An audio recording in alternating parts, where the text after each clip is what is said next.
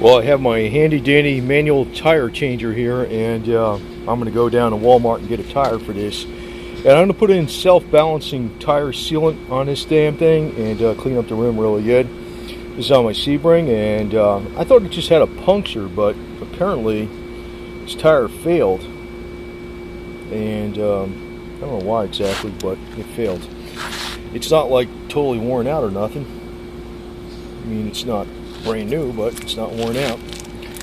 So anyway, first step is to take out the little valve and use this little tool here. You see it has a little, these are cheap, you can get them for like $2. They're, well, maybe 3 or 4 or something, very cheap. And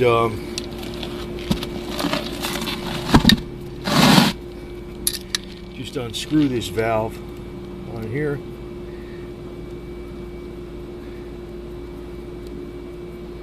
You don't drop it like me.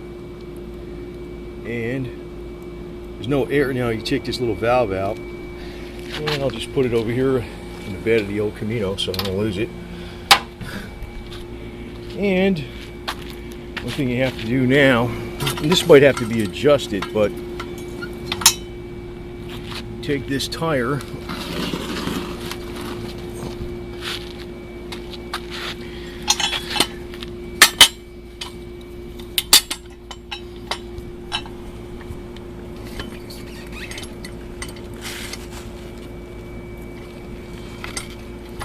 and this thing should be bolted down, but it's not, but it still works.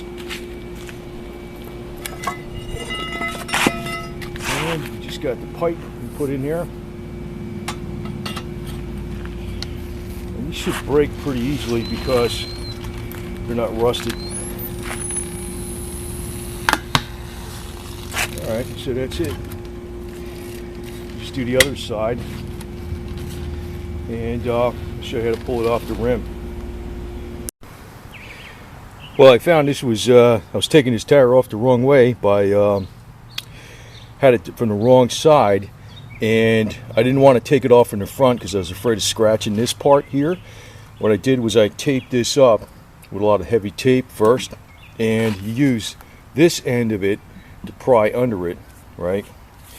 But the reason you got to take the Sebring tires off from the front is because of this taper. There's a taper. See, it's wider on this side of the rim.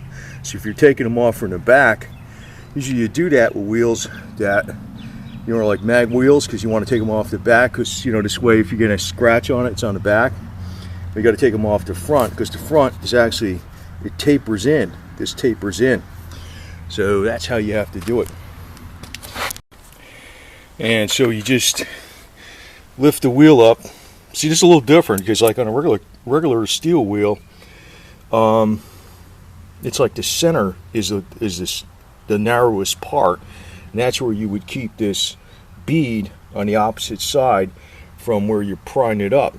So you stick this up to the top. I didn't realize how these wheels work, but they're easy to take off actually now that I realize it. But so you just go around here. Basically it's off, so that's it.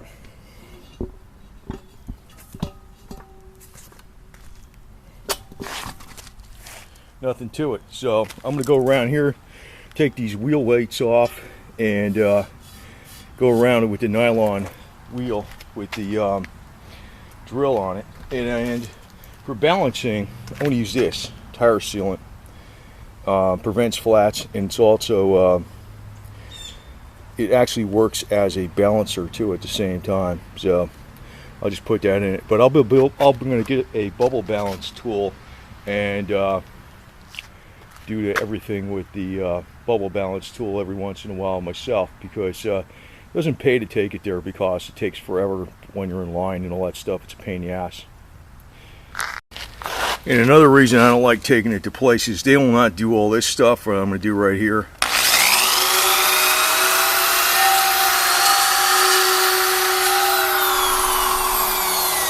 Which is clean a rim.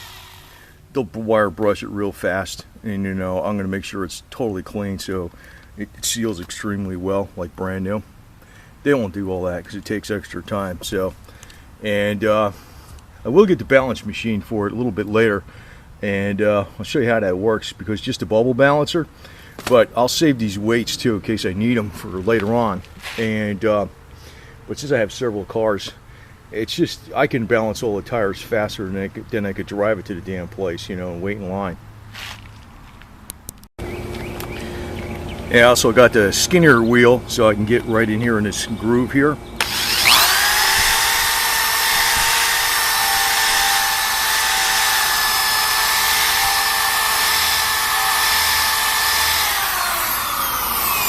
It's a very fine type of nylon brush that doesn't take metal off, it just cleans the rust off. It's totally smooth, so they'll never do that in a million years, right? So if you got a slow leak, you're not going to have that problem when you do this.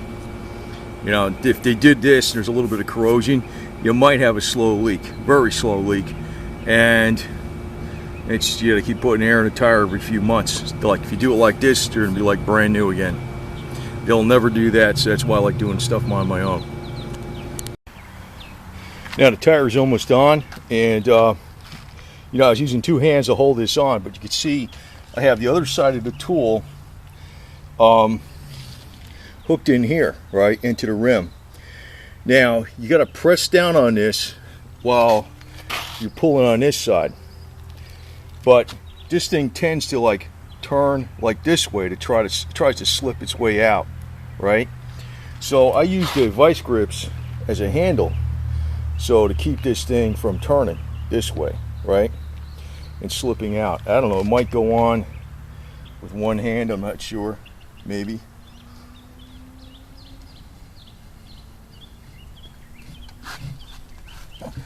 I might have to hold that camera down, but it's almost there. And on a Sebring tire, you got to remember this part, you got to lift this up.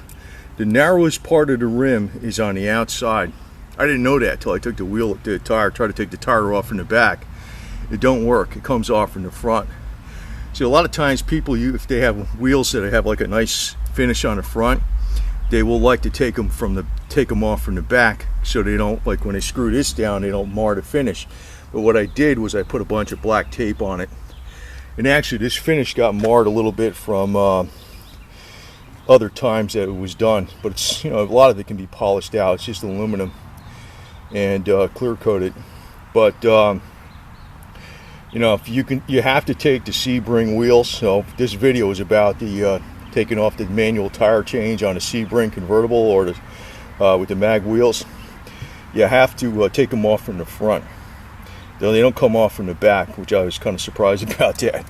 So, and what you want to do is, so you don't mar them, is wrap a lot of black. This is very, very heavy racers tape, 100-mile-an-hour racers tape, but they go on and off pretty easy. They're not bad, and this has all been cleaned up in here really good, so it will seal. Well, this thing wasn't going on that easy, so but it just took me about a minute to find out. I just stepped on the top of this step ladder, and the last part of it, I just stepped right here with my full weight and left the bar in there, and the tire's fully on there now. All I have to do is put air in it. Okay, since this is a video on Sebring tires, and there is a little bit of a couple quirks to different things. First off, when you install this tire, actually the old one didn't have it, and I was looking for marks on this one where it says, you know, which side goes on which. I didn't notice it till the tire was put on, and I just had to turn it around and flip it around. But there's a mark on here that says this side to the inside, and mount this side in, right here. Mount this side in, and guess what? I didn't do it that way, but I noticed it when I put it on. The old tire wasn't like that. I was looking for marks, but you don't notice it. You don't notice it that easy. You know, it's a black tire, and you know, it's not that big, that noticeable. And since the old tire didn't have it, and it's the exact same freaking brand and everything, Douglas, I didn't expect that. Now the insert, I noticed a couple of the clips were busted in here. I'm actually going to glue it in there with some Gorilla Glue and let it dry first.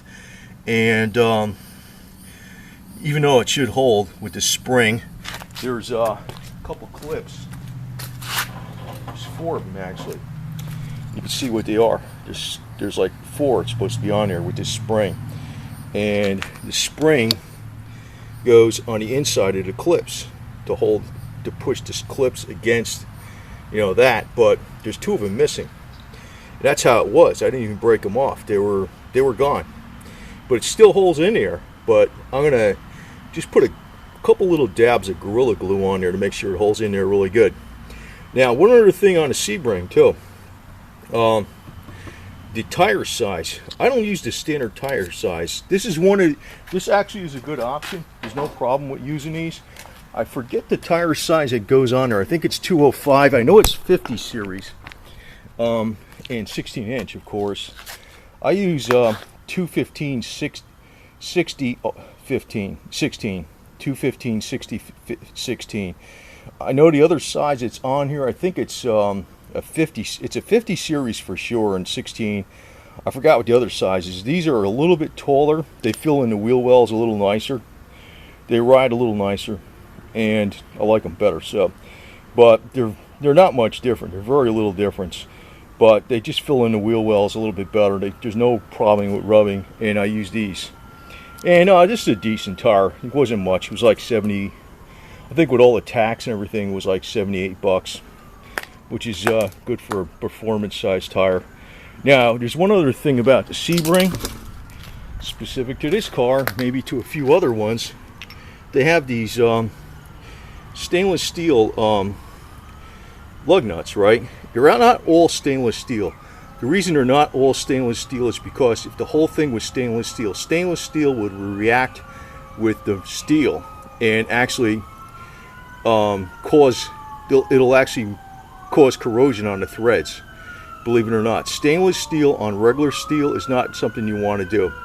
It's not too bad to do in a non-marine environment, but it's not good to do like on wheels that are always exposed to the weather, right? So what happens is they have the stainless steel cap on here, right? But what happens is there's a little bit of an ambulance going by or something. This cap here comes loose sometimes on the actual lug nut. See, in other words, this cap fits in over this like that. They're not supposed to come apart. It's like permanently pressed on there. Sometimes you'll be turning the lug nut and this cap will strip off. If that happens, you think you stripped out the lug nut. You really didn't. All you have to do is pull this cap off with a pair of needle nose pliers or something like that, needle nose vice grips, and pull it off, and then you'll be able to pull it off with this. But the reason they don't use all stainless steel, like they actually sell replacement pure stainless steel, but pure stainless steel will actually react with regular steel, the lug nut, the lugs themselves. That's why you don't want to use it. You want to use it just as it is from the factory. The steel insert with the stainless steel cap on the outside, just like this. This is a replacement one. I keep extras. So, but I'm going to go around and check all these tires because I thought they were pretty good shape. But it looks like, you know, there's a defect or something. And like if you look at this tire, it's not like worn out. I mean, it's not like brand new, but I don't know, it's probably got about 40% of the tread on it. Shouldn't have like had like a failure like that. So I don't know, dude, what's the deal? So, but this tire, if you look at it, it doesn't say anything about mounting, which side to mount it on. And I was looking on this one, I didn't notice it, and it's there. So do beware of that. I know with motorcycle tires, it definitely makes a difference. But, and I knew it was sometimes with the car tires, but not all of them. Not all the time with the car tires, but watch out for the markings. They're not that noticeable. So it's on there. It's got the balancing sealant in there. I'm going to get a bubble balancer, probably replace all these tires. The tires on the El Camino are in great shape. I'm probably going to replace them anyway. I want to get 15-inch rims, so I'll have the same size tires on the Jeep and the El Camino. and that'll make it simpler. So and do it yourself, because if you take it to a tire place, they will not clean the rims like this. No way in hell. They will not do that. I've had so many times, the only cars I've seen where the tires don't leak and you don't have to put air in them for like 6 months or a year is like new cars or new rims. On the older ones, you have to clean those rims, and they just don't do that. So I'd rather do stuff myself.